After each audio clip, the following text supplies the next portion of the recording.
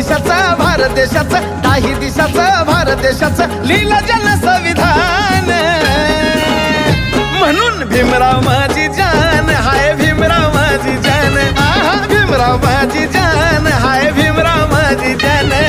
भीमराव माझी जान, हाय भीमराव माझी जान, भीमराव माझी जान, हाय भीमराव माझी जान.